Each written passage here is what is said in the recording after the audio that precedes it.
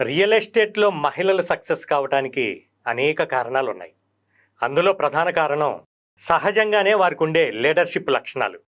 చిన్నప్పటి నుంచి మన అమ్మని మనం చూస్తూనే ఉన్నాం గదా! మనం తప్పు చేస్తే దండించడం వచ్చు, తర్వాత దగ్గరగా తీసుకొని గోరుముద్దలు తినిపియటం వచ్చు. మన చెల్లిని, మన అక్కని చూస్తూనే ఉన్నాం గదా! ఎంతగా ఆప్యాయతతో ఉంటారో.